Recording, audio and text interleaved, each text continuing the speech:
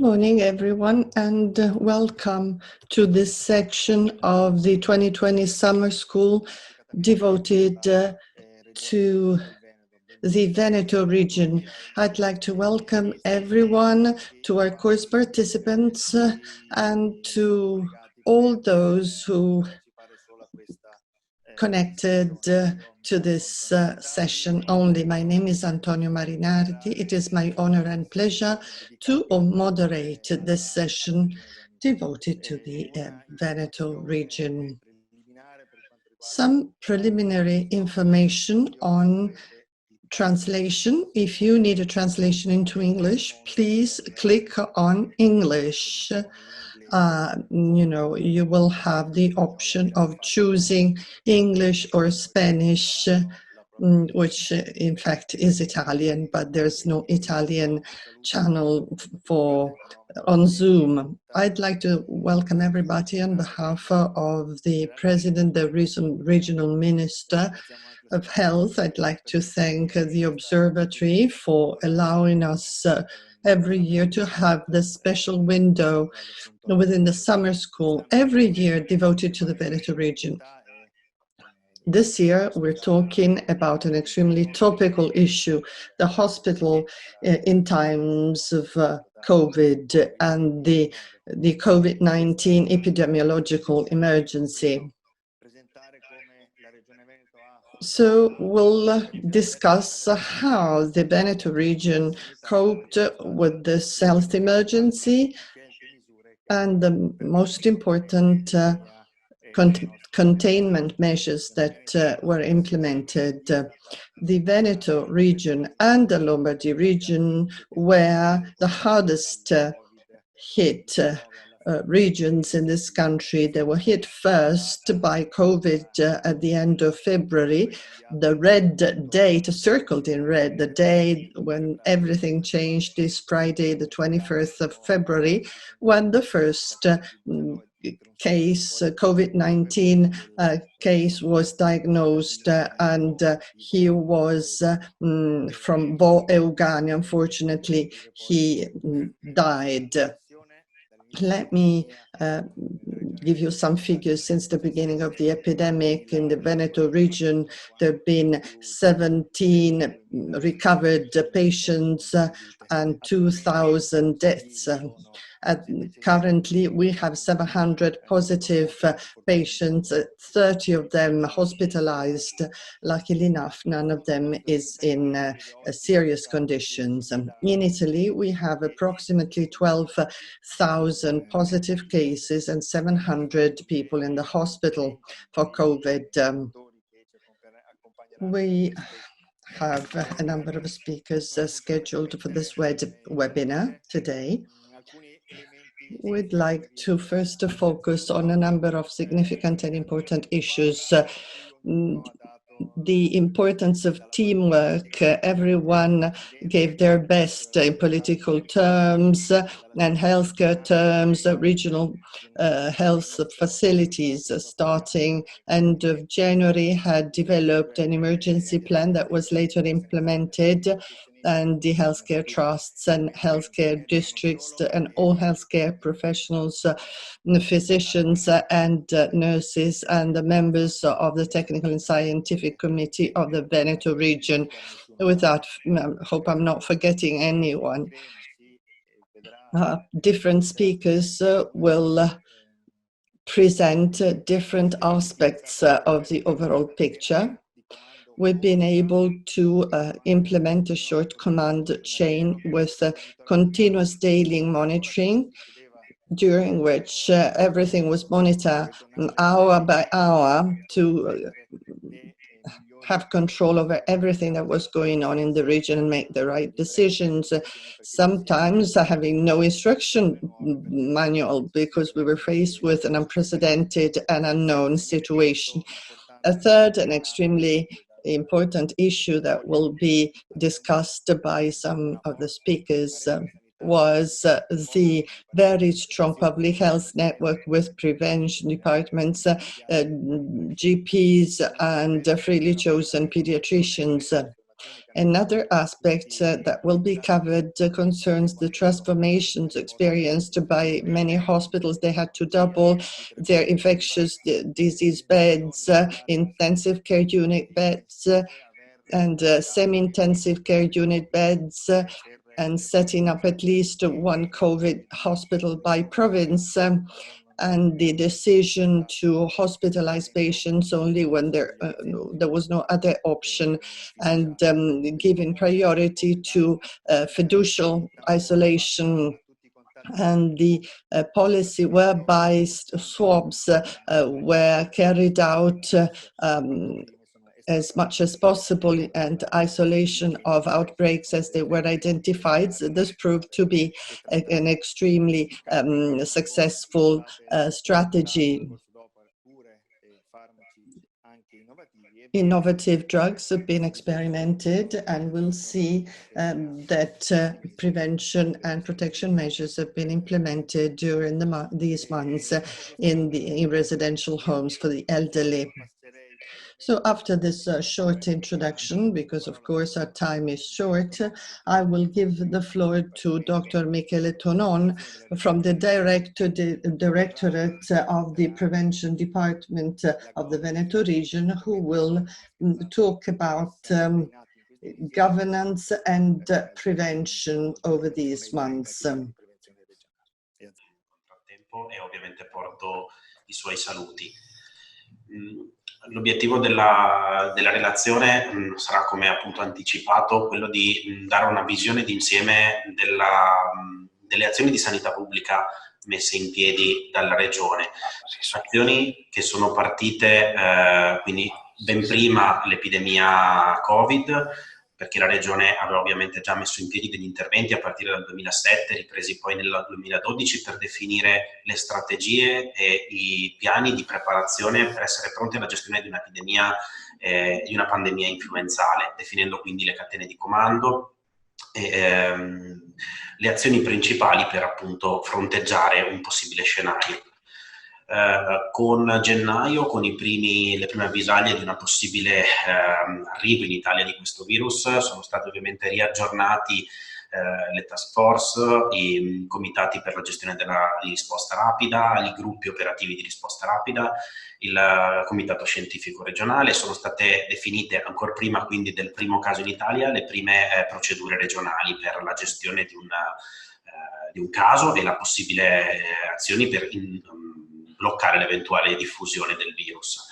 I primi casi ovviamente hanno impattato sulla regione in maniera importante già dall'inizio di febbraio, come anticipato, e con l'arrivo dei primi casi ovviamente abbiamo subito definito e aggiornato i protocolli, identificando ruoli, compiti, azioni dei vari attori coinvolti nella strategia regionale, quindi dai medici di medicina generale, ai pediatri, alla rete del 118, alla rete ospedaliera, a tutto quello che sono le azioni di sanità pubblica garantite dai servizi di igiene e sanità pubblica, e anche quelle che erano le modalità di comunicazione con la popolazione per riuscire a sgravare ovviamente in una primissima fase in particolare tutte le richieste che arrivavano ai numeri di emergenza come il 118 per ricevere informazioni di cui la popolazione aveva in quel momento bisogno. Si è proceduti poi gradualmente e costantemente alla riorganizzazione del sistema, della rete ospedaliera. We gradually reorganized the system and the public health departments. More particularly, with respect to public health, we immediately tried to strengthen our public health activities as a fundamental element to contain the spread of the epidemic and try and stop and contain its spread by contact tracing and mass screening and actively searching all possible positive subjects. As to primary interventions, there was close cooperation between public health and district GPs and residential homes for the elderly, and focus was placed on this particular context where many fragile patients were to be found. A special continuity of care unit was set up, who was in charge of suspect and positive cases in the community in order to provide hospitalization and, whenever possible, ensure home care. As already said, the impact of the epidemic has been important in the region. The curve in this phase, if we look at admissions to intensive care unit and hospital wards, this is improved the situation. We need to keep monitoring and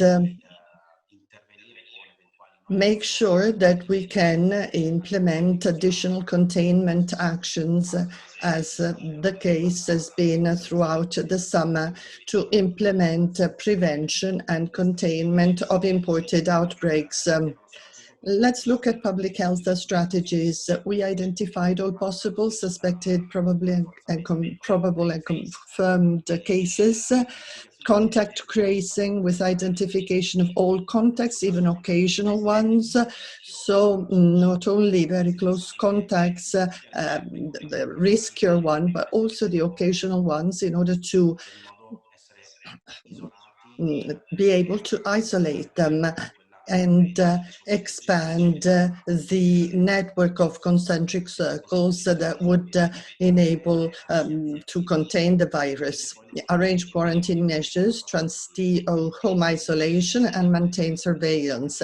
Periodic screening of all the health workers of the regional health service, and periodic screening of workers in the categories of essential services. As to prevention department, we needed to reorganize activities and health workers from a departmental perspective, trying to pool forces within the prevention department and implement contact tracing and close and occasional contacts that to be identified, even low-risk contacts. Some activities have been reviewed and postponed, we maintained second-level cancer screening. We maintained urgent vaccination activities and vaccinations for 0 to 6 years of age, and reorganized non-urgent legal medicine activities with suspension on non-urgent activities. We involved a number of services in the prevention and containment of COVID risk. The central role was played by the prevention departments of the district, and we tried to create a network of all services, institutions, the law enforcement community, the external facilities, penitentiary facilities, social and healthcare services, and residential care homes for the elderly. You can see a team was created. We and the response team, 1,400 workers of departments of prevention with health visitors, reference professionals for epidemiological surveys, contact tracing, and surveillance. And then you can see the other professionals involved in the team. We implemented a test, treat, and track strategy. The strategy further evolved. At the beginning, only the symptomatic cases were tested, and then indications were extended to people with few symptoms or no symptoms that could be potentially connected to a cluster. In order to provide some input to public services and expand the concentric circles and be able to trace all possible contacts. And then, of course, all cohabitants, close contacts, and contacts at risk identified by the public health services, even if asymptomatic. This strategy, of course, led to an increase of people that were placed in quarantine or home isolation.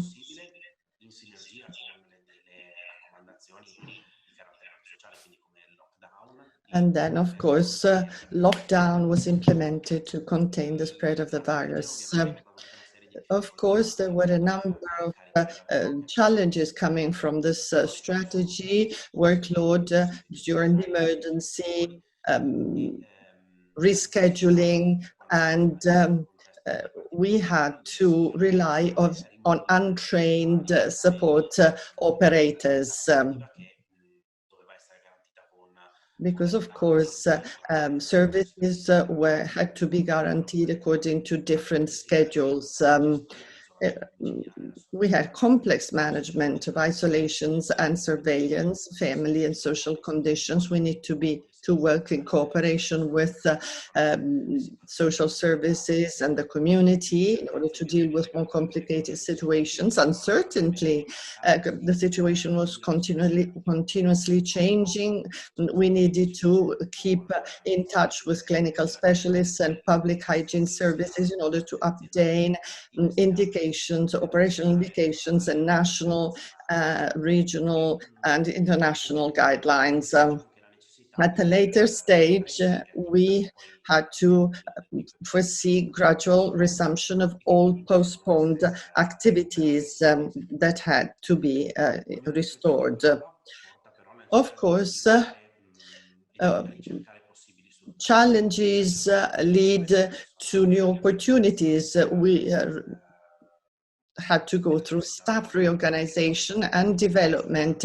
Training was strengthened and made widely available. This, of course, was extremely useful, especially on the regional emergency management model, to cope with future epidemics and any possible resurgence of the epidemic in autumn. Collaboration, synergy with other services and institutions, GPs, hospital and public health services, definition of procedures and protocols, professionalism and competence, and new models, new tools, and new ways of working in a different context. Phase 1 led to phase 2 and a later phase 3. With the need to keep strictly monitoring all the national indicators and the regional indicators that keep being introduced and updating, with gradual reopening of economic, productive, and recreational activities according to the guidelines and continuous updates coming from the authorities. A gradual resumption of activities with safe pathways for patients, always focusing on residential homes for the elderly. In the month of June, we updated the public health plan, especially in terms of periodic screening and indications for tests. So screening to all close contacts, identifying contacts at risk or risky contacts, repeating testing at the end of the quarantine. Then we, of course, worked a lot on healthcare at large, screening every 30 days for healthcare professionals, and screening patients who access for scheduled admissions, elderly, fragile population, screening every 30 days for elderly and healthcare workers in nursing homes, and of course, keeping an eye on social distances and other preventive measures, screening every 30 days for operators involved in assisting people with disabilities. So screening operators as possible indicators of outbreak and circulation of the virus. as we're getting closer to autumn, where we cannot rule out the possibility for a new outbreak together with flu and flu-like symptoms, we are scheduling vaccination campaigns both for flu and pneumococcal vaccination. We need to identify priority targets, especially fragile and elderly patients in nursing homes, where we are implementing vaccination against pneumococcal infections, vaccination of all subjects with specific clinical conditions that require special vaccination protocols, vaccination recommendations for healthcare professionals, family members and cohabitants, visitors of fragile subjects. Questo ha portato alla previsione di un rafforzamento della campagna vaccinale anti-influenza As we're strengthening the flu vaccination campaign in the autumn months, and cooperation with family doctors, and extending or expanding the vaccination programs.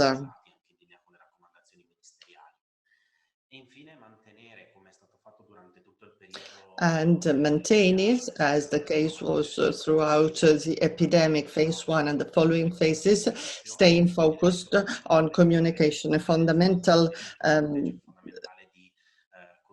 and very important sharing goals and involving the general population in the regional strategies in order to be really effective in all different stages of outbreak containment for the population at large and the stakeholders.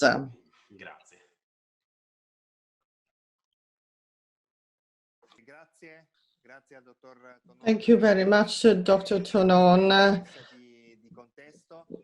for this very interesting scenario. We'll now give the floor to Dr. Crisarà. We're coming, from the community to the hospital, and in order to listen to his experience of the fundamentally important role played by primary care and emergency services. Good morning, everyone. Good morning, Antonio. Thank you for the opportunity. Quello che è successo è data dal fatto che le possibilità che abbiamo avuto come medicina generale di contenere, di aiutare nel contenimento della diffondersi. We've been able to give our support and play our part in containing and controlling the spread of COVID. This is, of course, the result of a long-standing experience. We've been in close contact within the district in providing home care and scheduled admissions. So an important role was played by general practitioners. Of course, admission to GP clinics where strictly regulated primary care practices never stopped operating, so the activities kept running. There was only a reduction by 20% compared to 2019. Primary care provides 49 million services, serves 49 million patients every year. So home care was extremely important. We were operating in very close contact with the community, so we could request different services, including swabs, without overloading the prevention systems.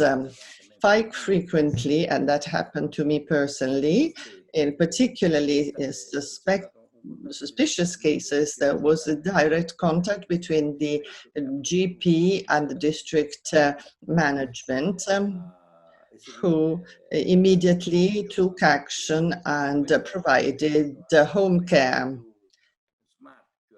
This contributed to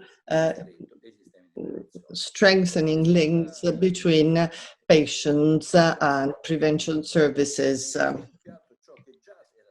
We had to strengthen the existing services. We were the only region in Italy that didn't have any issue in having to review the dematerialized prescriptions. In fact, in the Veneto region, starting 4 years ago, prescription of healthcare drugs have become completely dematerialized. Let me explain. Compared to the rest of Italy, where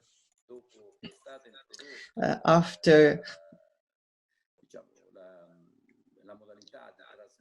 introducing the new system, so e-prescriptions were immediately sent to the pharmacy and the patients could go there to pick their prescriptions. In the Veneto region, things are completely different. For the last 4 years, chronic patients who need special prescriptions, after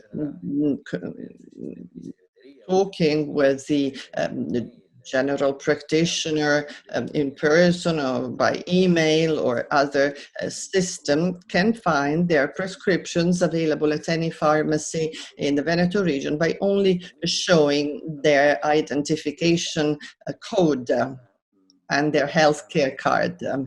This may seem a very simple measure, but it's actually a strong point for us.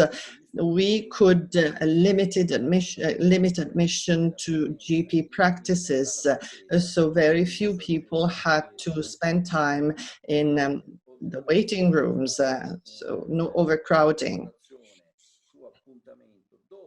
So there was, of course, a telephone triage was carried out by the GP, and then patients had to make an appointment with their GPs before being admitted to their practices. So that was a very strong point. It was a direct communication with the healthcare districts, and better communication through the territorial operating unit.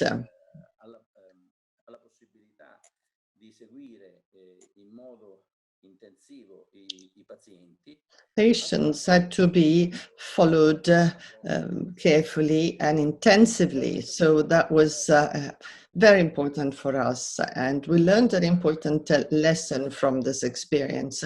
We'd already started understanding that it was necessary to develop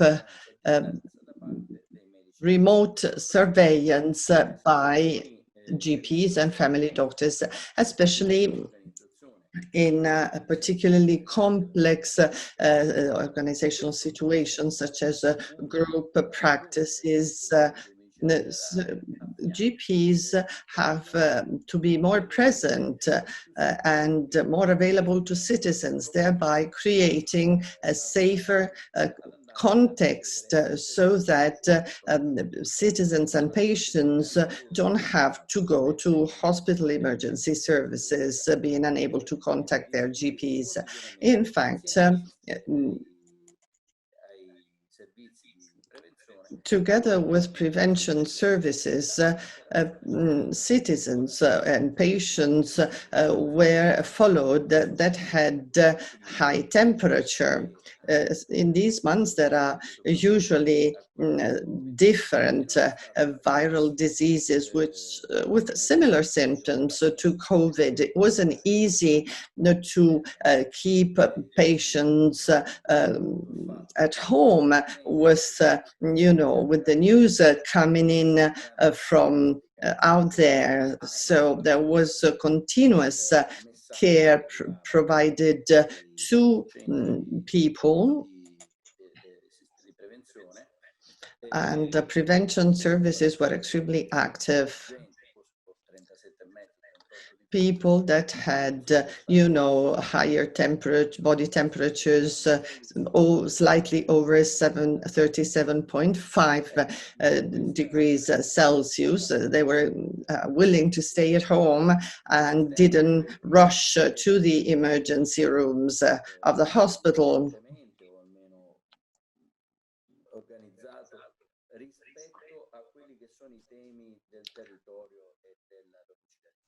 And this is, extremely important in terms of community services and home care. There's much we can do to improve the system, which proved to be so important throughout the crisis. Let me give an example. We've been able to support the general management of the hospitals in caring for patients. We kept our practices open, even, when some of our GPs had been diagnosed with COVID and some of them had been hospitalized. The group practices were kept open and running. Of course, in Vaud, there were 3 GPs that were effective, and a list of 80 GPs that were affected, and 80 said they would be willing to replace sick colleagues. Only in the province of Padua, in the first 2 weeks, that we were able to replace 16 people. So we didn't need to overload the remaining doctors and be able to spread out patients more evenly without overloading any practices and services and having people flooding waiting rooms or having them look for alternative solutions. It was a very successful mix of existing practices. The same applies to residential homes for the elderly. General practitioners, of course, are in charge of these patients in cooperation with the home management in order to, give whatever support they could. Dr. Volpe will certainly expand on this much more in detail, and results have been quite good. So what kind of conclusions can we draw from this experience?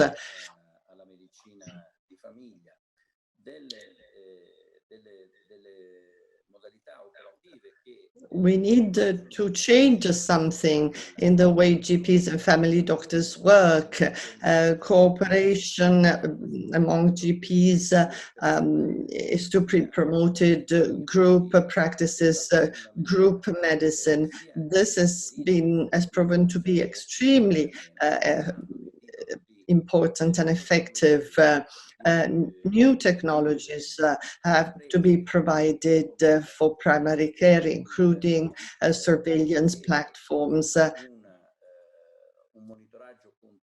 and ensuring continuous monitoring of the most challenging cases. This is certainly necessary to deal with chronic, non-self-sufficient patients and terminal patients. So this approach can certainly be extremely effective in the future epidemics and emergencies. The COVID emergency is certainly not going to be the last one. Hopefully, we can be able to better cope with any future such situation more timely and effectively. Cooperation with prevention services and hospitals has to be fostered in order to be able to assess the clinical conditions of the patients immediately in their homes, and that applies to chronic patients as well, management of chronic patients. That's in our future as far as vaccinations are concerned. The Veneto region has long been cooperating with prevention services for flu vaccination. I think the time has come to give family doctors the opportunity to vaccinate their patients. And I'm not just talking about flu prevention, but also to provide continuity of care throughout the year. I'd like to thank you very much for your attention, for the attention you've wished to give to primary care, and thank you so much for being here. I'd like to thank Dr. Crisarà, is the Regional Secretary of FIMMG Veneto. Talking about the community services, let's give the floor to Paolo Rosi, and let's look at the emergency service that was particularly important in regulating accesses to the emergency services and regulating hospitalizations and beds, hospital beds. Thank you very much, Antonio. Parleremo coronavirus disease outbreak. So this is the organization of the emergency medical system. We have 7 operation centers to serve a population of around 5 million. And we have a regional office that coordinates all the system, providing common rules, protocols, guidelines to maintain the same level of care over the regional area. A characteristic of the emergency medical system of our region that is uncommon in the other regions of Italy is the full integration with the hospital system. And most of the ambulance stations are hospital-based, and many physicians and nurses that work in the EMS work in the hospitals too. All 118 calls are answered by a nurse, and we always have a physician that is available to solve issues that the nurse is not able to solve. And also we have a strong link with the preventive medicine system and with primary care, particularly with the family doctors. So of course the core business of our system is to answer to emergency calls, but we follow also other activities. For example, the intensive care unit beds availability, the search for an operation room or an ICU bed when a patient in a spoke hospital needs for specialist care. We organize inter-hospital transport of critical patients, and also we monitor the activity of the clinical networks for trauma, myocardial infarction, stroke, and so on. On the other side, on the pre-hospital side, we have strict links with public health system and family doctors, but also, of course, with non-medical services. Regarding emergency calls, we have a particular issue in Italy, not all the calls that we receive are related to a real emergency. Many calls are people that is seeking for medical attention, but they don't have an emergency. Maybe they need only an advice, or they can follow another pathway to arrive to obtain the medical attention. So the call is processed in 2 steps. The first steps, of course, is to identify if there is a real emergency. In this case, of course, an ambulance is dispatched, and also the role of the operation center is to find the right hospital where the patient must to be referred, according to bed availability, but also the facilities that are needed to treat the condition of the patient. But if we have no emergency, we ask the patient to understand if he really needs to arrive to the hospital in this moment, or if we can find a solution that is more suitable for his condition. And this means, for example, to call the family doctor or to stay at home and wait for other options. This organization and also the expertise in doing this was the key of the success of the management of the coronavirus outbreak. Sorry, this is in Italian and is barely readable, but it's just to show you that since the first moment when the first patient with coronavirus disease was detected, we drafted a flow chart shared with all the operation center to arrive to find the right solution for each patient who was calling. Of course, many calls were no need to do nothing. They were only a request for information.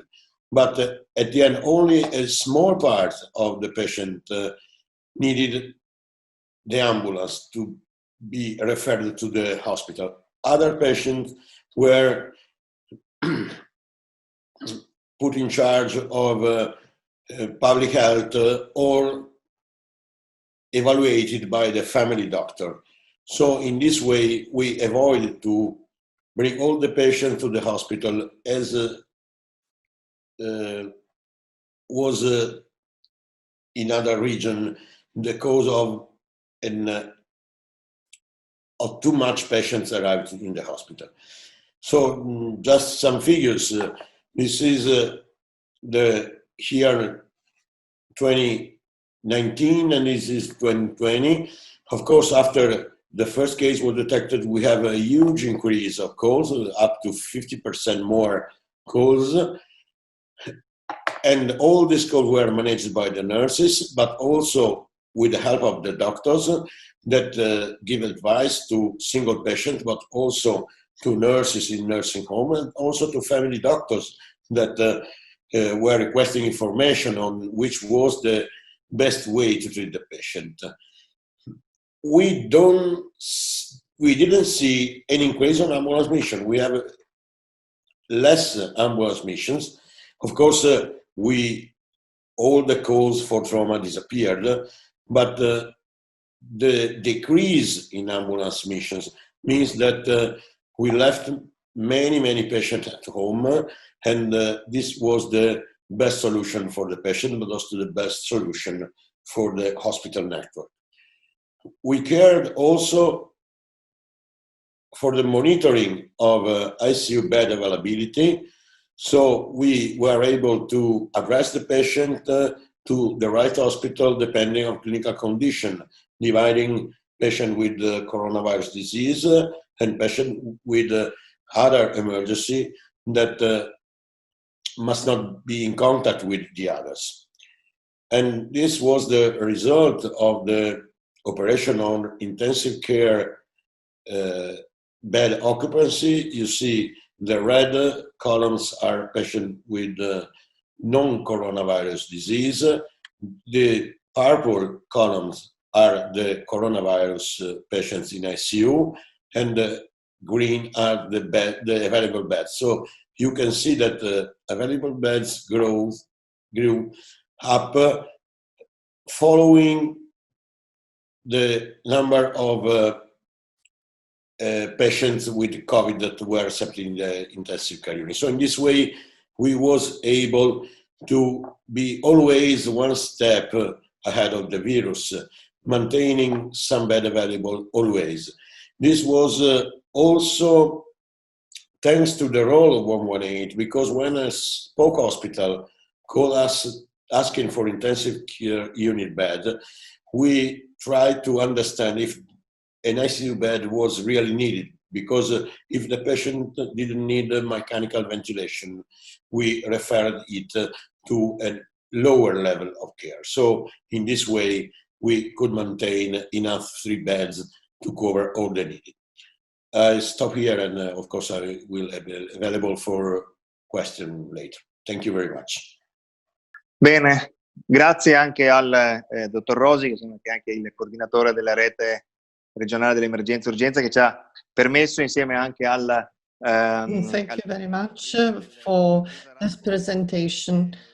You provided an addition to the previous presentation. You can win the battle at a community level. So that wasn't only a slogan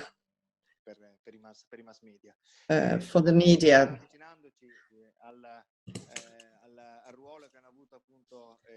Let's now look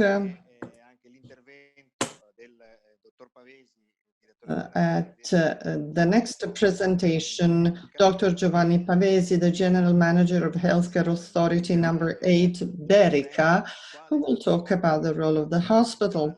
He will tell us about the fundamental role played by hospitals and how hospitals had to rapidly change and adjust during this challenging period. Good morning, everybody. Thank you for the invitation. First of all, I want to apologize for my English, but I wanted to speak directly in order to transfer how our experience was very strong and deeply touched our organization, I would say even our souls. So we changed inside us as well as changed the hospital during the coronavirus outbreak. First of all, I want to, you can start with slides, please. Okay. The point is that I am asked to talk about the hospital, but as you understand, the point is that the battle against COVID was an integrated and team working battle, which involved not only the hospital, but of course also the public hygiene unit and all the services we have on the territory as well. Anyway, now I want to focus on what we did in the hospital. Okay, go on. First of all, we organized at the end of February a board, a strategic board, in which we included, of course, the strategic direction and all the figures in the hospital we thought were more involved in the problem. So the hospital director, the risk manager, the infectious director, the ICU director, the microbiology director, and also people who work on the territory, especially the public health department director and the community care director. We had a meeting every day, I would say Saturday and Sunday as well. It was a very short meeting, about half an hour, and in the same day, I had every day, as all my colleagues in Veneto, a webinar with the president. So to say that we have a really short and close chain, and what we decided in the morning was on operation during the afternoon. And even if we did some decision which is not properly the right decision, the day after we can update and improve. So the importance is to give also to all our workers the idea that we are on the field and we are working day by day. I want to underline the fact that we are working against a problem which was completely unknown, and also all the clinical consequences of COVID were at the beginning completely unknown by our doctors, and it was really difficult to understand which are the right decision to take. Okay, go on. And the other point is that to work well, we needed to be very transparent to all the so-called stakeholders, because we made, as hospital, a very strong, I'd say, pact, a very strong link with all the stakeholders, let's say the mayor of our cities, the association which works around the patients, around the hospital. And so every day we sent by WhatsApp a kind of report, a daily report. This is one of the first one we sent to our stakeholders in order to let everybody know what was happening. We didn't have to hide nothing. And go on. And then we improved even the format, the figure. This is the last release on which we gave the information about how many swab, how many people were in the hospital, and so on. This was really appreciated by all the territories. I want to inform you that our unit, our health unit, is working with around 500,000 inhabitants, and we're working with 4 hospitals. So it's a medium health unit with, I would say, as I repeat, 500,000 inhabitants, which is, I would say, a good standard of us people to be assisted. The point is that to preserve the hospital, to let the hospital work at the best, we have to try not to let all the people enter the hospital. So the big effort we did is to try to put in home isolation the most of the citizens we had in the province. So from the community care, the suspected cases was isolated. He received the swab, the nasopharyngeal swab, and then there was an inquiry, an epidemiological inquiry, and a contact tracing. From this work, we decided if the person can be released, can be left at home, or if the situation was so acute that the person had to be transferred in the hospital, must be hospitalized. So we made, this is the big work the hospital did, and it was done outside the hospital. It seems to be something not very right, but this is how our hospital survived. So on. Okay. Okay. So how we organize our hospital network? We have a so-called hub hospital, the Vicenza Hospital. It's an hospital of around 800 beds. And in this hospital, we organize the most of the COVID assistance.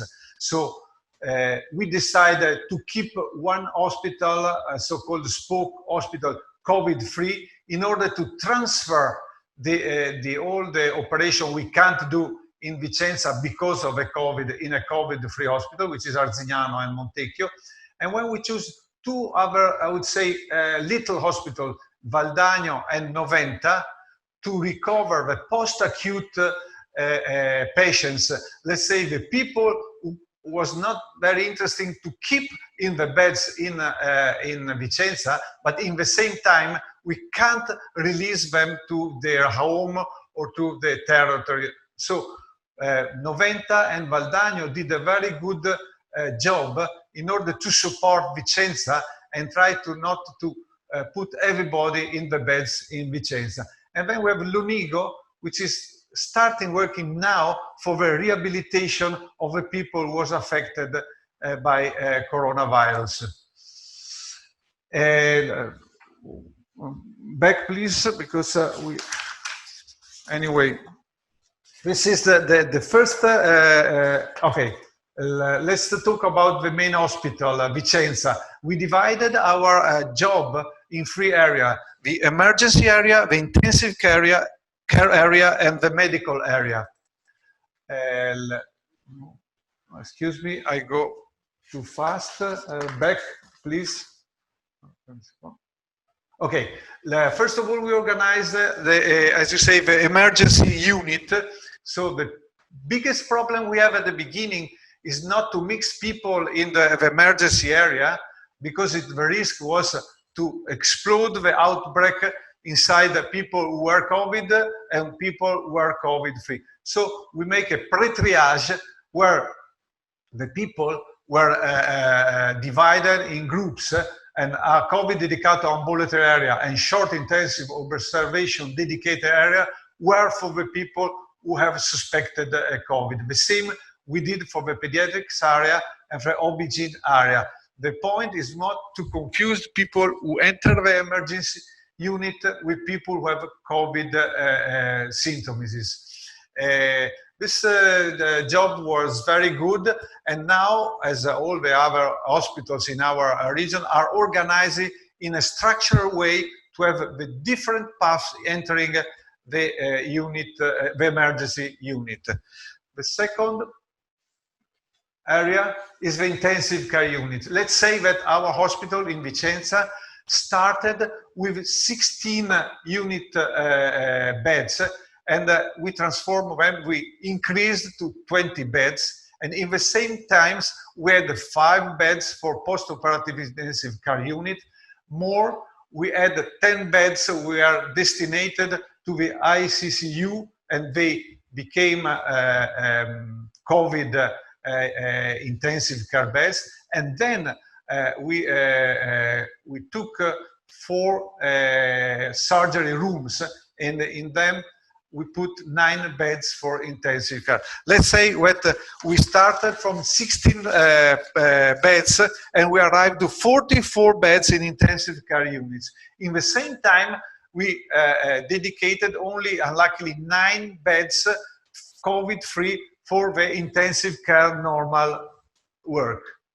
For medical area, we started with 20 infection disease beds, let's say infection disease ward, and we arrived to 37 beds. And in the same time, we dedicated in the medical ward and in the geriatric ward specific areas for COVID dedicated beds, 22 and 24. In the same time, as has been said before, we organize in pneumo ward the semi-intensive care units, which was for our region a very interesting way of take care of the COVID patients. It's not, of course, an intensive care unit, but in the same time, we can face people with respiratory distress. So at the end, we had 83 COVID dedicated beds in non-intensive care units and 24 COVID dedicated beds in semi-intensive care units. I remember we started from 16 beds in intensive care. So if we add to this the intensive care unit I told before, at the end we had 151 beds for COVID, which for an hospital of around 800 beds, it's around 20% of beds dedicated to COVID. Of course, we didn't do that just one day, but it was a progressive work. We started, of course, with few beds, and we arrived at the end with 151, as I told you. But it was, as I told you, a progressive work. And for the philosophy, we always adopted to be very transparent to the people in the entrance of our hospital. Daily, we gave to the people who enter the hospital how the situation of the beds was. As you can see, it seems a children's game, but it was very useful in order of our population, our citizens, understand what's happening in the hospital.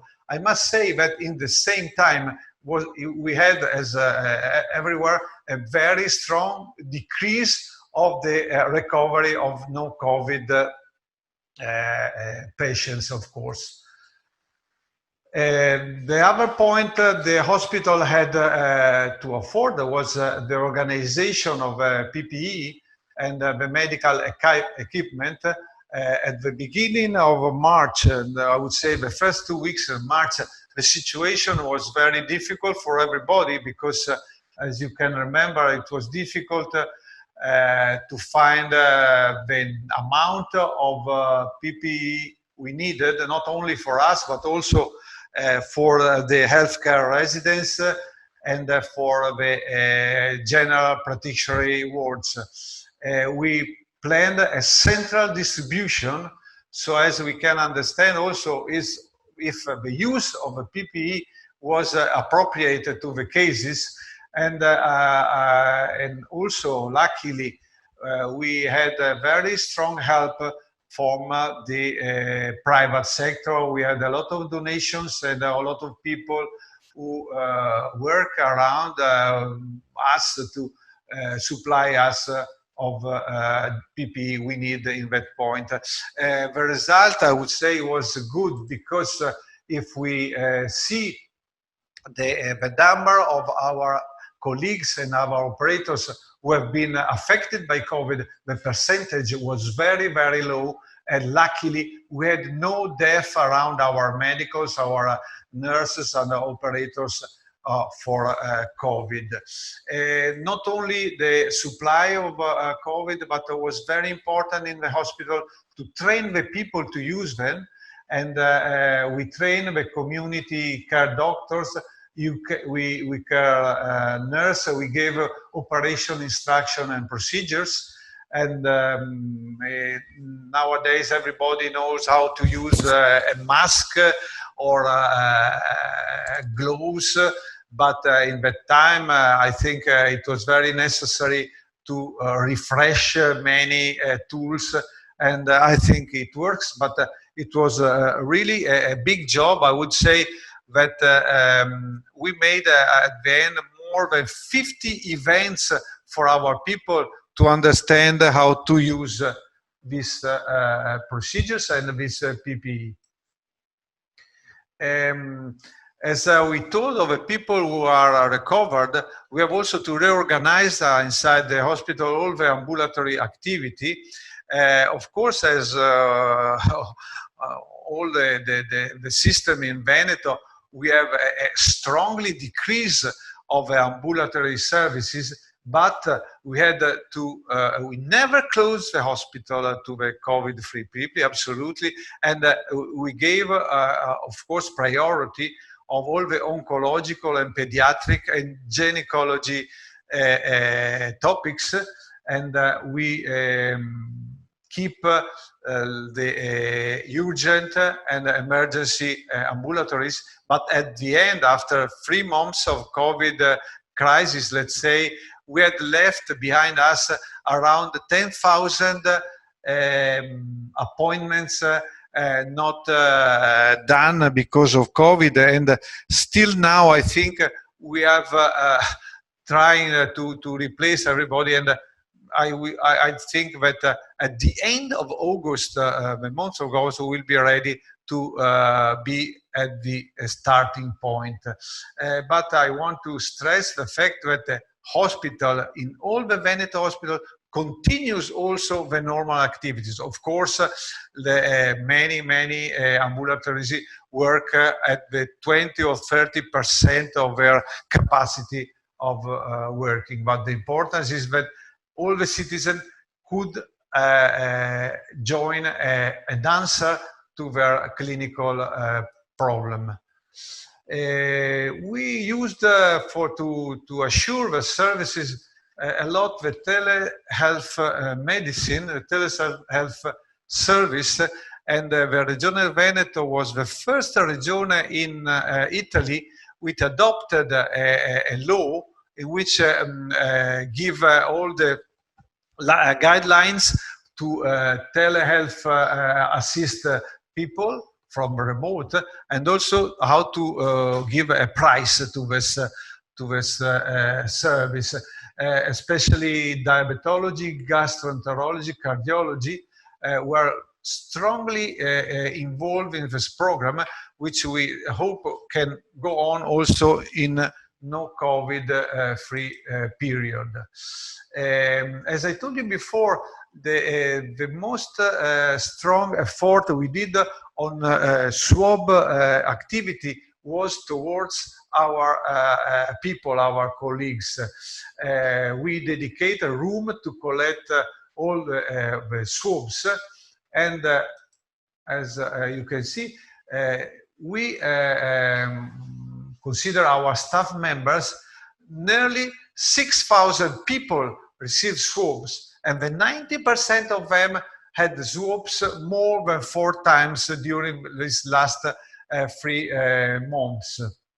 The result was pretty good because only 2% in the period from February to now, to July, of our staff members was affected by COVID. In this moment, we have no staff member positive.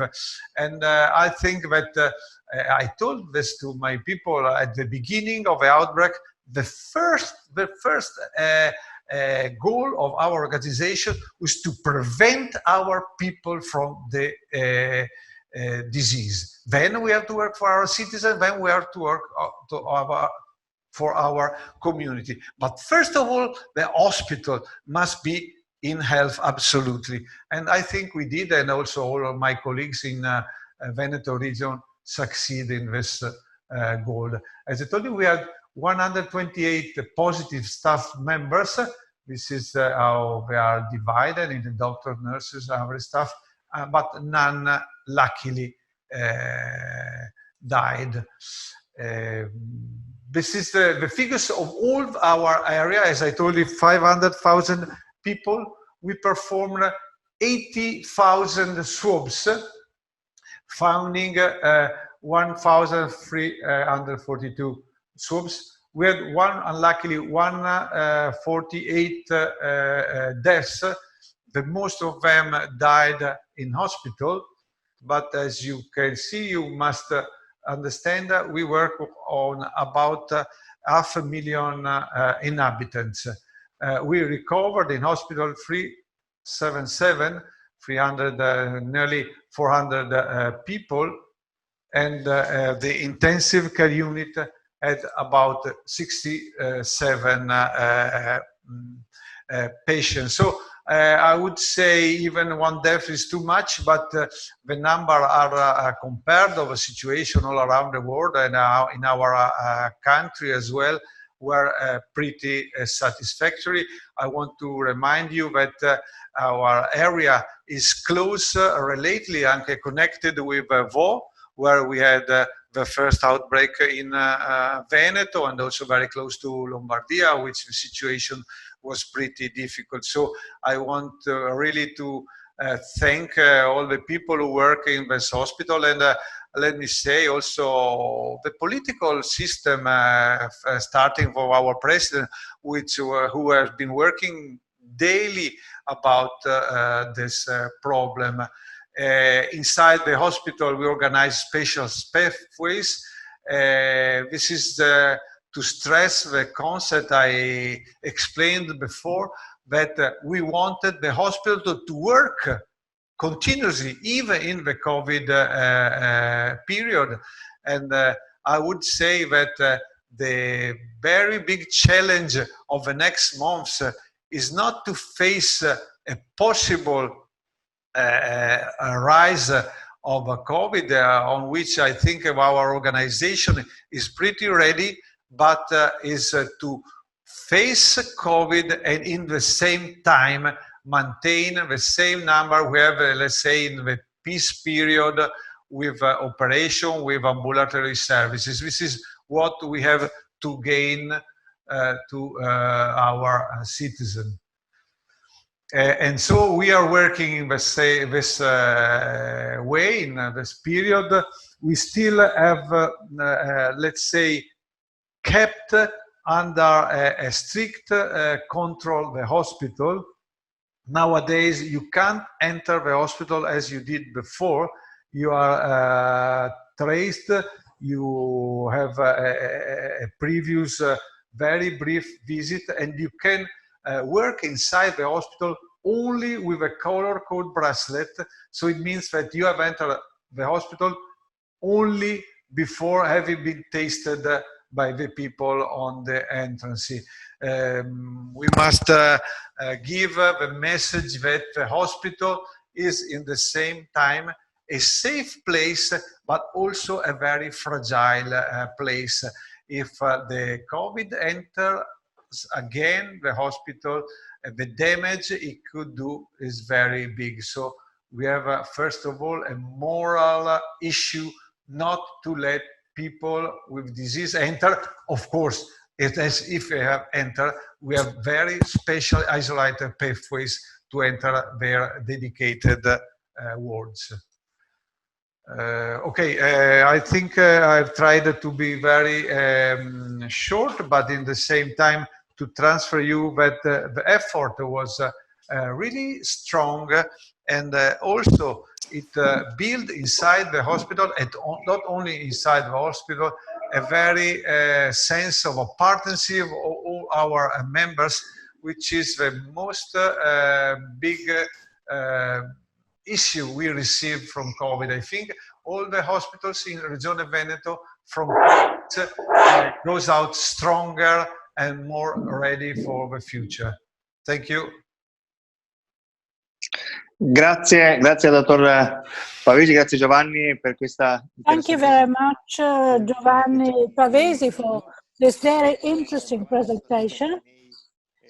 In order to remain within time limits, I'd like to give the floor to Dr. Roberto Volpe, who is the regional president of the nursing home structure in the Veneto region. Eccoci qua.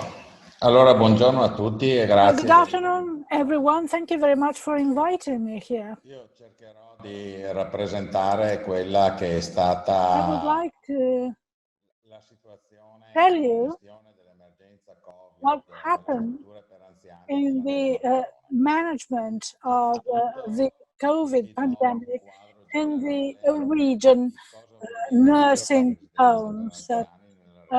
This table illustrates a number of nursing homes in this region.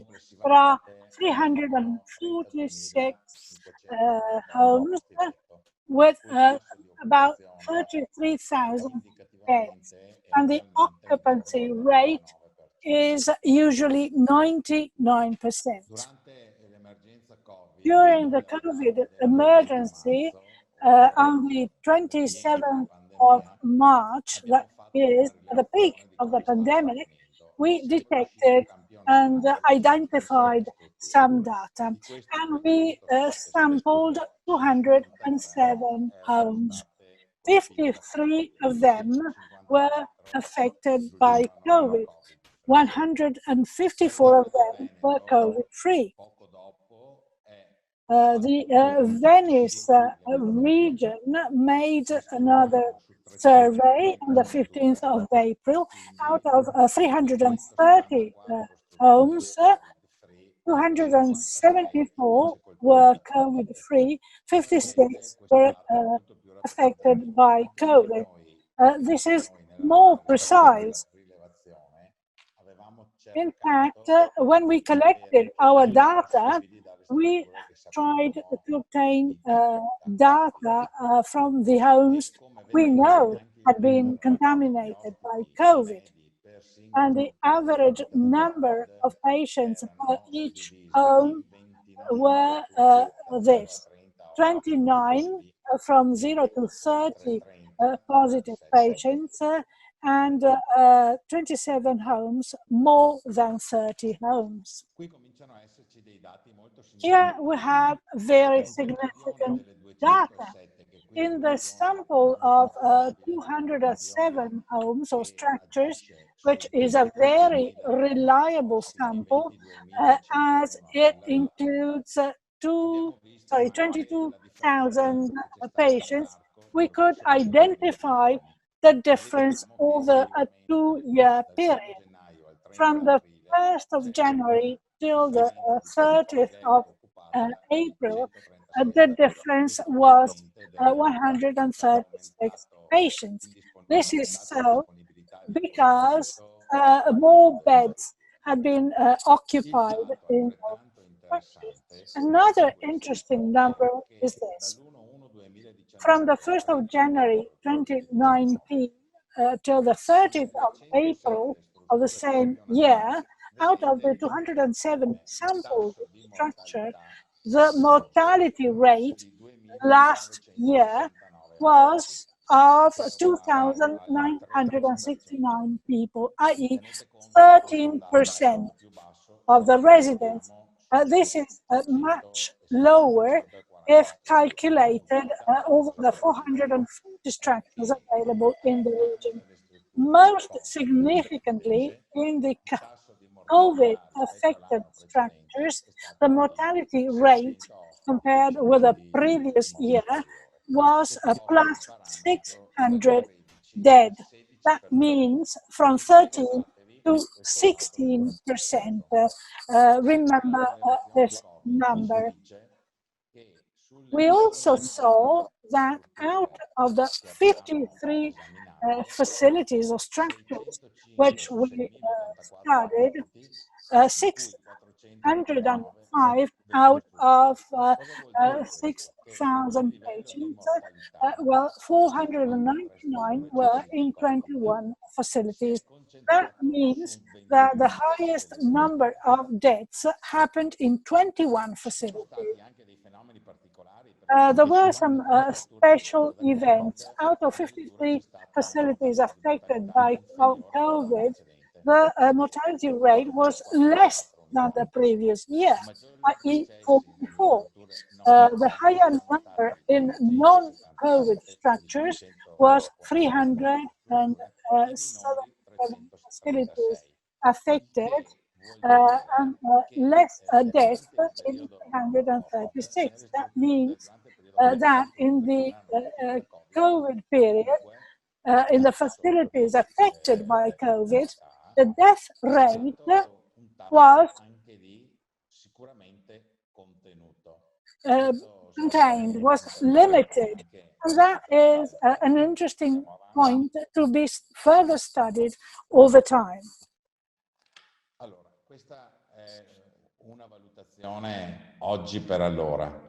This is a post-hoc assessment. How comes that homes for the elderly in the Venice region managed to contain the spread of the infection and the deaths as compared with other regions? As we heard from the previous speakers, as Dr. Crisarà said, the healthcare in the Veneto for not self-sufficient elderly people is strongly integrated, i.e. the community and the general practitioners work in close collaboration with hospitals. It is also true that we have very strong associations in the region. That means that over the years, all the different associations and all the different professionals could have a very open dialogue. So also those people who were deeply committed to manage the pandemic at community level, even before the public institutions provided guidelines on the what to do, the network of associations contributed a lot to face the problem of the pandemic. I would like to tell you something about those days. When on the 21st of February, we had the first official case in Italy of COVID, we had already understood that the siege of our structures had begun. When we have the castle representing the healthcare system. We already had understood that we were very vulnerable. We did what people used to do in the Middle Ages when they saw the enemy coming at a distance on the horizon. So we prepared our defenses, which was a man-made defense, a craft-like defense. On the 24th of February, we could already give guidelines to our facilities, even before the central government gave indications. We all told our staff to use the masks. Masks were not available at that time, and many of our voluntary workers spent their night by preparing the masks. So we indeed started with that level of operation with the staff, right from the start.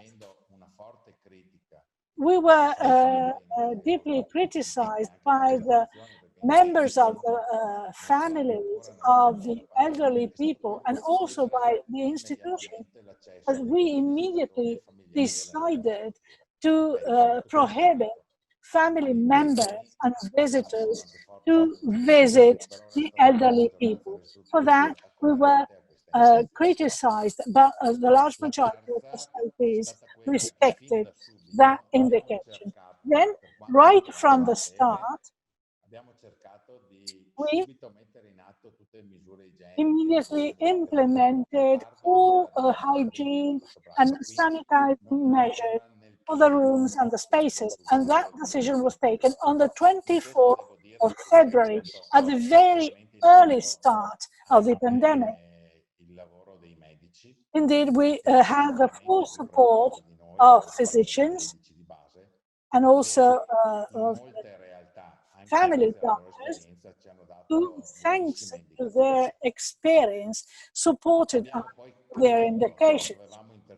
We also realized that we had to avoid contamination as much as possible. So, since February the 27th, we told all the facilities to measure the temperature at the access. So, the risk for people was that doctors and nurses coming out from hospitals, and indeed the healthy people were the guests. Since March the 2nd, as much as possible, we also started training and information activities with the staff. We wanted them to understand that also their activities and the lifestyles outside the hospitals was key for the survival of the elderly people. And when COVID arrived in our communities, in the numbers described by the previous speakers, our army, made of men and women, were much more prepared to fight the virus. When the virus spread at community level, the workers had, in a way, partially overcome their fears. They had already learned some working methods. And that can be seen by the fact that indeed the virus entered the facilities much slower than in other places. And when our enemy, COVID-19, was knocking at our doors and gates, and I remember we were in panic. On that occasion, the integration model, hospital and community, worked very well. The previous speaker, Dr. Pavesi, is a general manager of a local health unit who gave swabs to nursing homes. So as soon as the first signs of contamination appeared, within 36 hours, we could have the results of the tests, of the swabs that we used. And I think that was the best weapon we could use. Because of course, whenever a person is contaminated, it's difficult to isolate them and to contain the spreading. So this testing is a good practice which will have to be used also in the future. In particular, if in October during the fall we'll have to fight a new battle. Another important point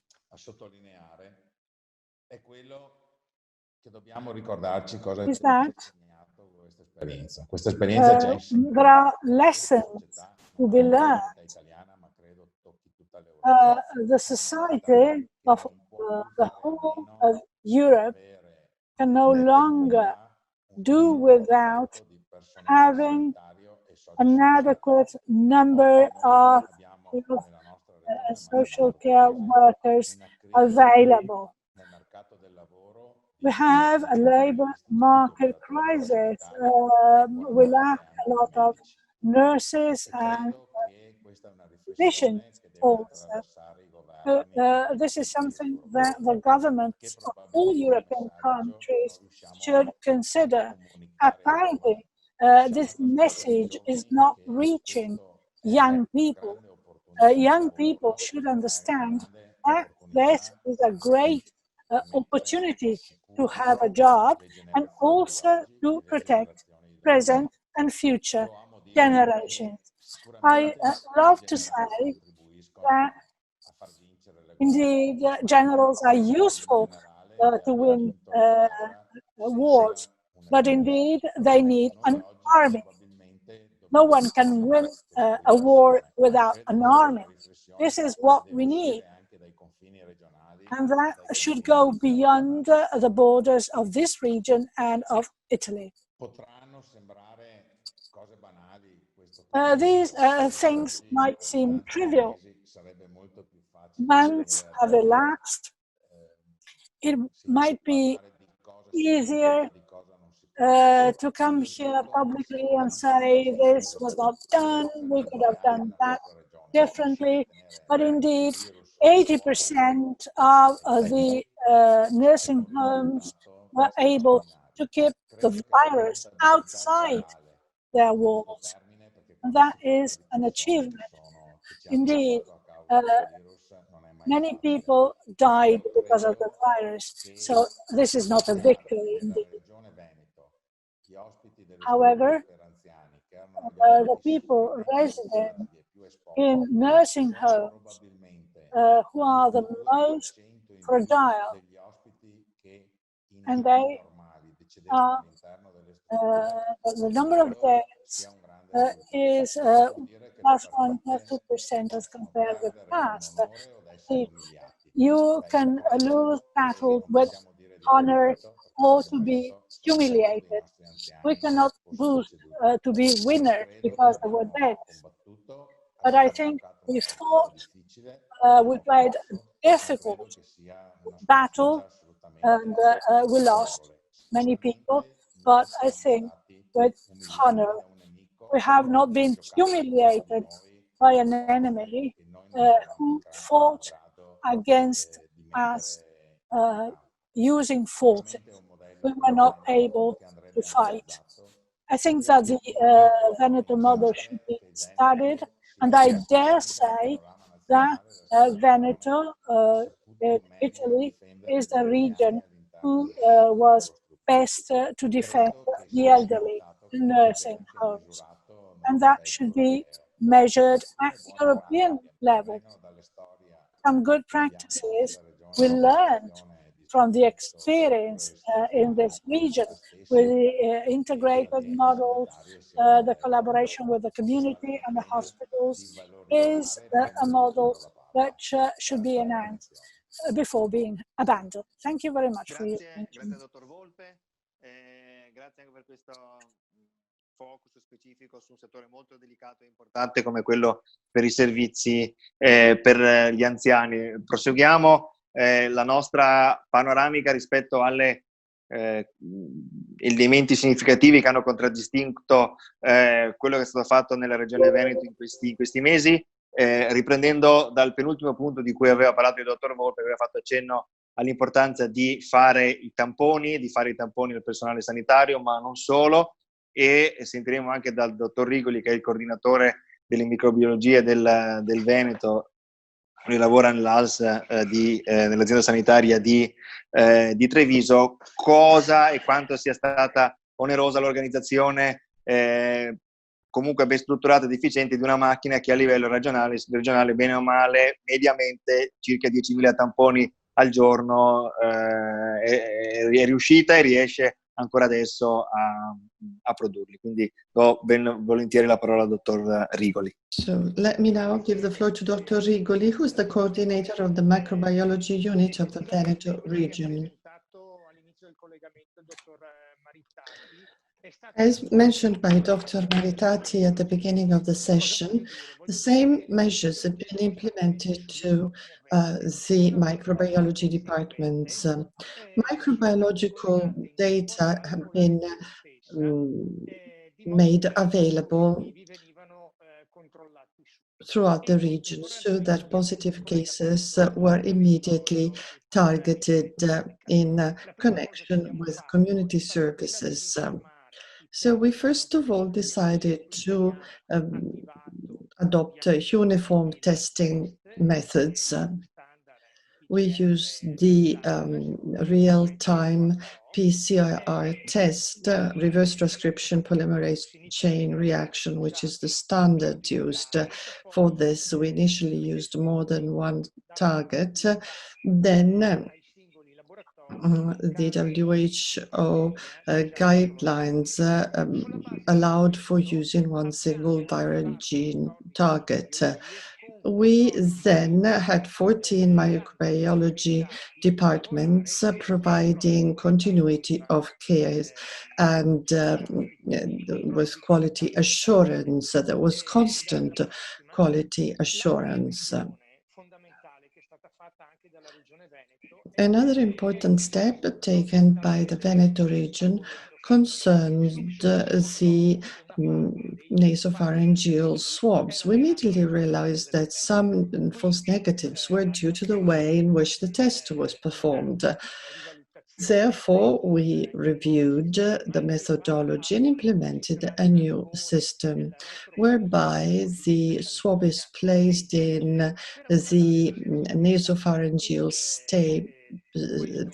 space backwards. As you can see, this is the correct procedure that was implemented, the new technique. We prepared a tutorial that was sent to the Central Health Institute and included in the national guidelines.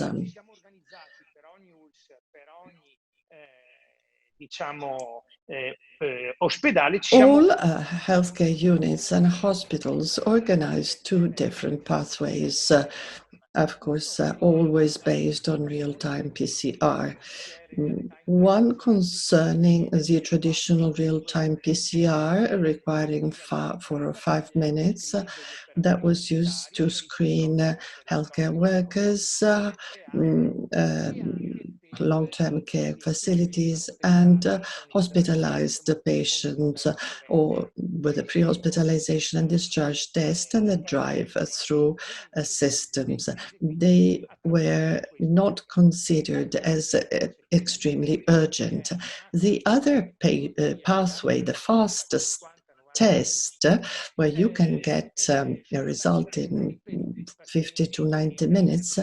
This fast track was adopted in accidents and emergency departments for urgent surgical patients and childbirth and hospitalization for child delivery. So OBGYN patients in the emergency room were screened in a dedicated area, so no positive patient was allowed into other medical wards, and so we prevented the spread of the infection.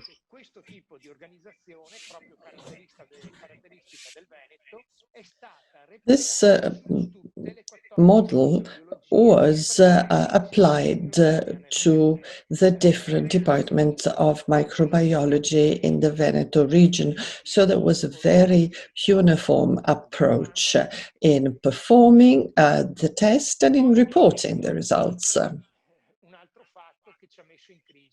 Then, of course, something happened that was challenging for us. We had a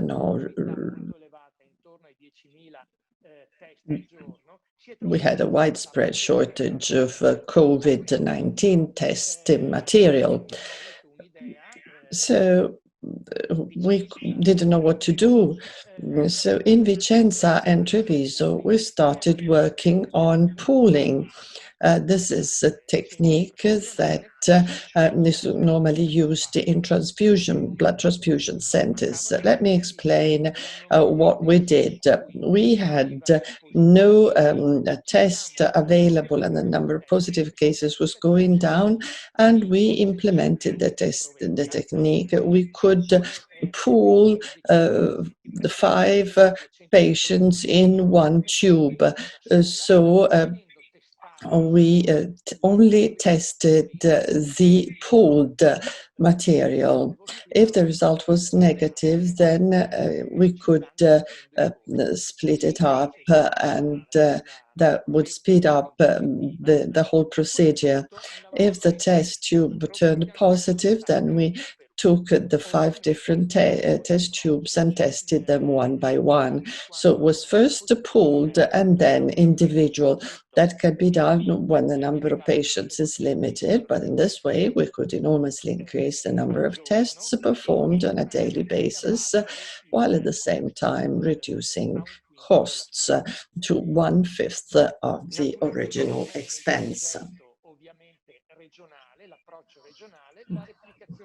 That was implemented throughout the region to all microbiology departments in the region of Veneto, and there was guidelines issued at a regional level.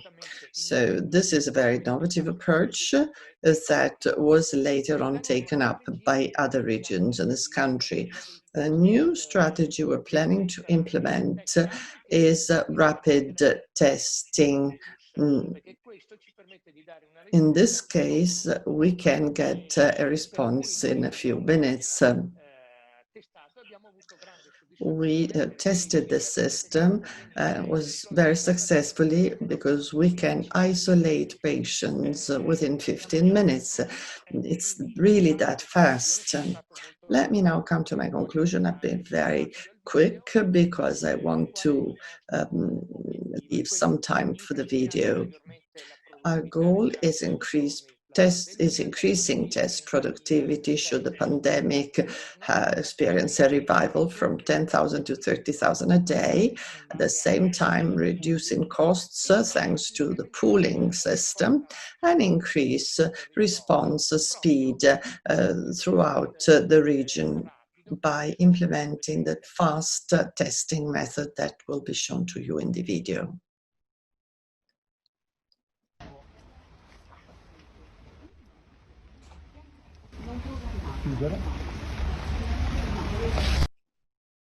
Fatto il tampone al paziente, viene taking the patient, testing the patient, the swab is placed into this tube. We can see this is the way we proceed, and we place 4 drops into the well. You can see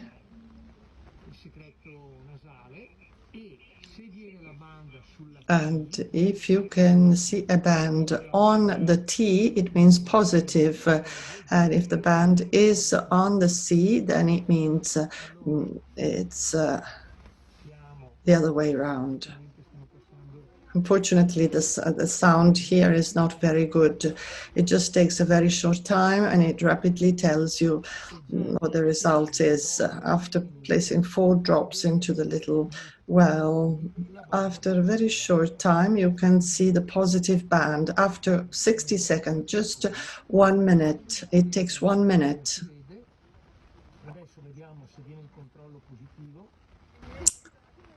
Let's see if we get a positive control.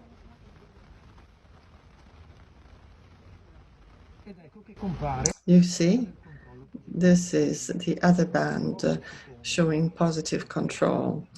So after a few seconds, we can tell whether the patient's positive or not.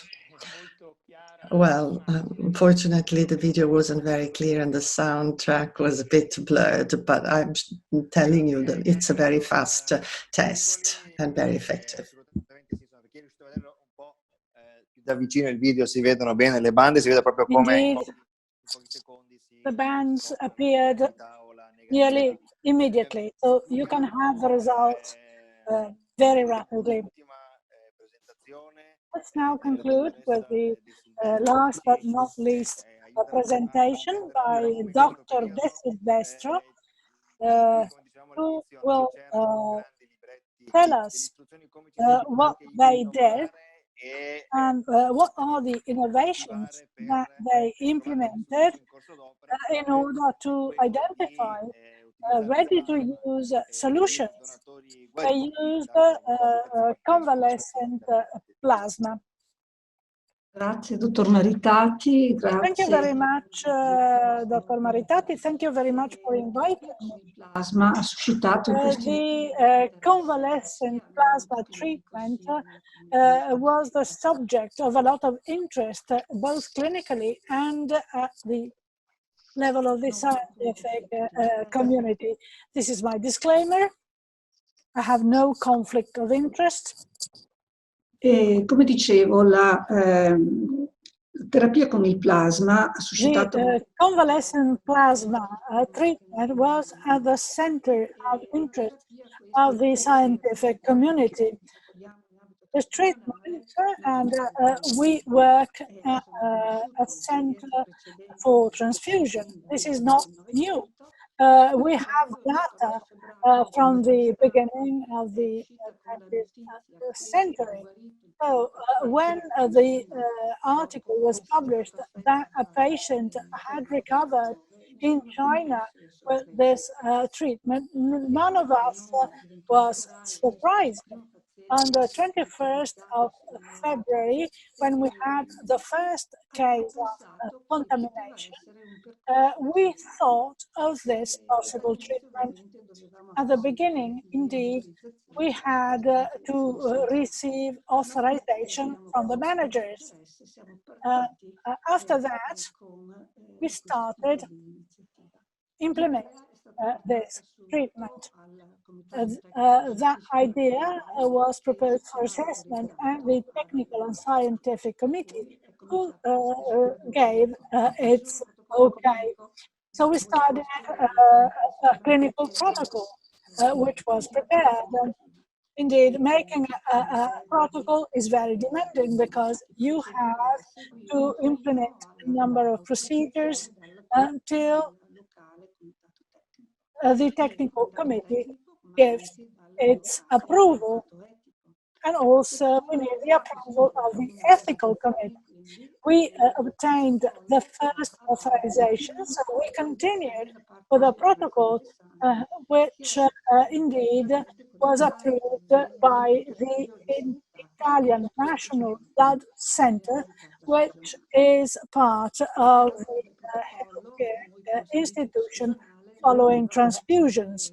We are a transfusion center, so alone we could not complete the procedure. For that reason, we had to involve other units. In particular, we involved the microbiology department. The majority of tests had to be carried out by the microbiology department, apart from the structures which were necessary to support all the other activities. Since the beginning of the protocol till the final approval by the Higher Institute of Health, 2 weeks had elapsed. On the 1st of March, sorry, she corrected herself. On the 1st of April, we tested the first donor who was available. And the first plasma test was made on the 3rd of April. But before making this plasma available, 2 further weeks had elapsed. Why was that long time necessary? A month had elapsed. So we had to prepare the essential virology tests in order to guarantee the safety of the plasma we were going to transfuse. The first test we introduced was on nuclear material, i.e. the NAT test on plasma. All the companies available on the market to implement the PCR study had tests which were adequate to be used only on swabs. There were no kits available to look for nuclear material in plasma. Indeed, it has not been demonstrated that the virus can contaminate through blood or plasma. But indeed, we wanted to work on the safe side. That was an experimental protocol. That was the first time we used plasma treatment on our patients. And since we did not fully know the virus, indeed, we preferred to be supported by the microbiology unit who prepared the test. We also needed to dose or titrate the antibodies specific against the SARS virus. Those antibodies had to be neutralized, i.e. They had to prevent the entrance of the virus into the cell.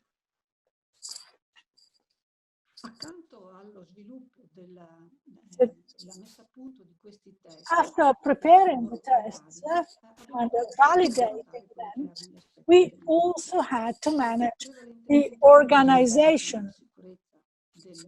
So, once confirmed that the plasma was safe, we prepared additional tests to look for the virus on top of the kits that we use in our daily routine of transfusions. So we used kits to identify parvovirus B19 and hepatitis B and A viruses. Once tested the plasma, which turned negative, we also inactivated the pathogens in order to eliminate bacteria due to contamination or residues of the virus. At the same time, of course, we had to acknowledge that there is a cost to manage. So we talked with the managers in order to be able to manage the costs. So we analyzed the cost of the procedure. Then we started the recruitment of convalescent plasma donors, i.e. patients who had the disease and who had recovered and who were available to donate plasma. Some of them had been donors previously, some of them were not. First of all, we had a call list of infectious diseases units so that we could identify the patients who had been sent home. Health workers indeed were very supportive. Our collaborators indeed spontaneously offered. They had had the disease and they made themselves available once the protocol was adopted. We were allowed access to the Veneto Region COVID-19 positive database. There are not many people having access to that database. Indeed, we were supported by the epidemiology service of the community, and we received a list of all the patients available locally. And we also had a letter sent by the Veneto Region Authority, which was sent to all the patients who had recovered, inviting them, if compliant with the requisites, to offer to donate plasma.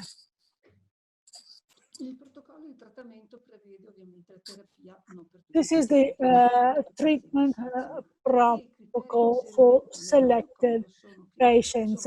The inclusion criteria are severe disease, patients with tachypnea, where more than 30 breaths per minute, oxygen saturation less than 93%, and with X-ray confirmation of a rapid deterioration and progression of the disease. We also included life-threatening disease patients who had a very severe disease, who had been in ICU, many of them who had mechanical ventilation, shock patients, or multiple organ failure patients. The plasma volume needed to treat these patients is from 200 to 400 ml of convalescent plasma per dose in 3 doses given in 3 to 5 days. The quantity of the dose should include antibody in a quantity equal or higher to 160. Analysis of the preliminary data, age, gender, concomitant diseases, drug therapy, and a clinical score, which was assessed at the entry after 10 days from receiving plasma and after 30 days.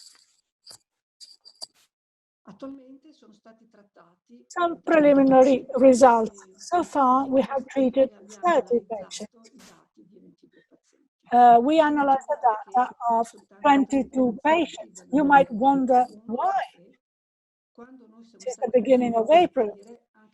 Well, when we were authorized to start in the area of the province of Padua, the pandemic was going down, and the same in the numbers in the ICUs.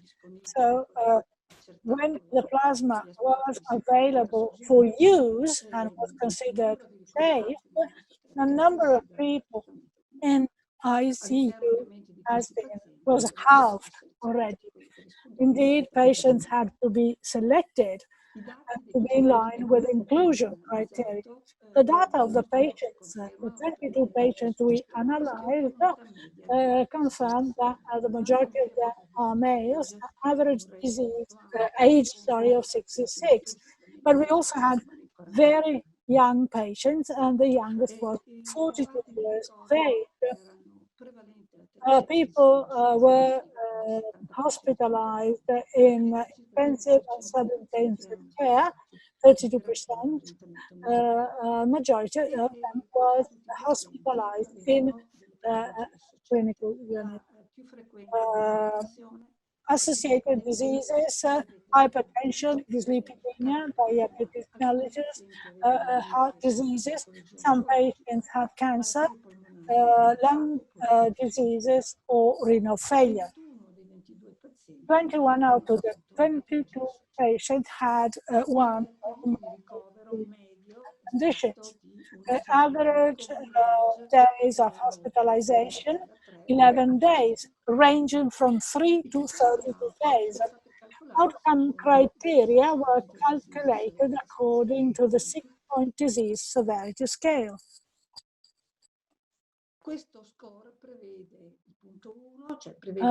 Point 1, these are the 6 points to be assessed. 1, hospital discharge. 2, no need for oxygen supplementation.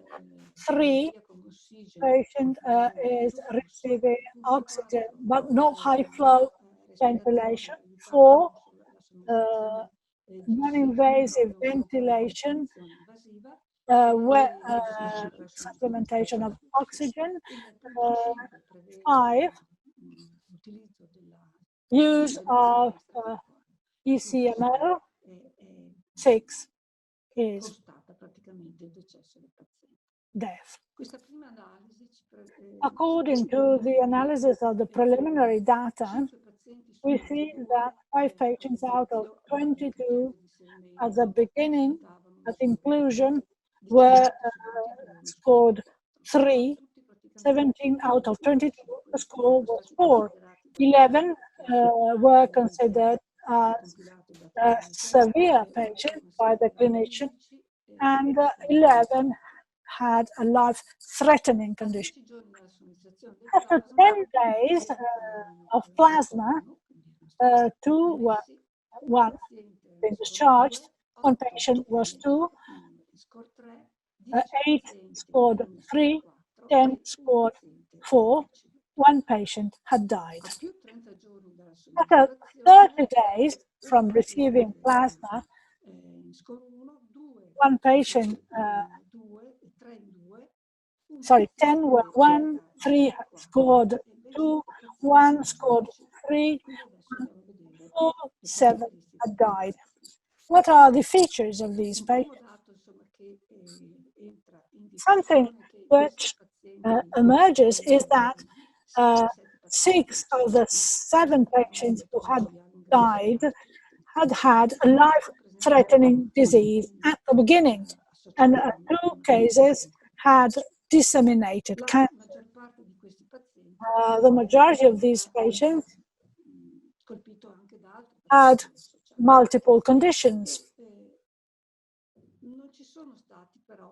There were no adverse events due to the plasma treatment. Some preliminary conclusions.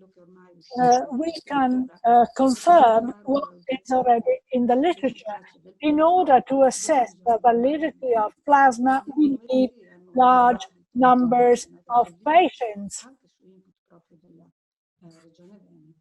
The Veneto region, for that reason, stimulated national institutions to define a national protocol for a randomized study.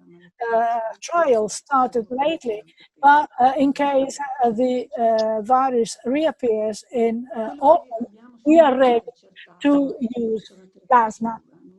This treatment is safe. There were no adverse events. That confirms that what we did to offer a safe treatment is validated. Convalescent plasma therapy is widely used.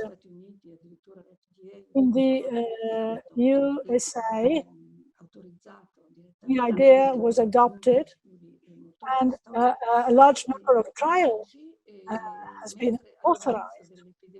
At the beginning of the pandemic, there were only very few reports. They were all Chinese. And now we have more than 200 scientific communications, which were used to compare this treatment to other therapies. And the first Cochrane reviews has been published, indicating that convalescent plasma is still interesting, but still very much debated. And the Cochrane review is not conclusive for any procedure. In the meantime, apart from trials and studies, thinking about what might happen in autumn, we have a question mark about the coming back of the disease. A plasma bank has been set up in the Veneto region. The convalescent plasma bank has about 1,800 treatment fractions in all blood groups. That means that if need be, in autumn, together with other non-specific treatments which were used to guarantee a more favorable outcome, well, plasma can also contribute to favor a more benign course of the disease. Thank you very much. Grazie dottoressa di questo suo ultimo intervento. Thank you very much for this last presentation. I'd like to thank all our participants that have been with us over the last 2 hours. We had to stay within 1.5 hours. We exceeded our time limit. Unfortunately, we cannot answer all the questions. If our presenters have been unable to answer all your questions, we'll then go through all of them, and the Observatory Secretary and Annalisa will do their best to send you an answer. If you have any open questions that have not been answered yet, I would like to inform you then our Regional Minister for Health sent his apologies for being unable to attend the webinar, sends his best greetings and his best wishes for the course. Let me remind you that the afternoon session, the role of hospital in the healthcare system, can be tweeted. #OBS Summer. I would like to thank the speakers very much and all those who've been patient enough to stay with us till the end. And I'd like to thank our interpreters for helping us throughout this morning session. Thank you all very much and enjoy the rest of the summer school.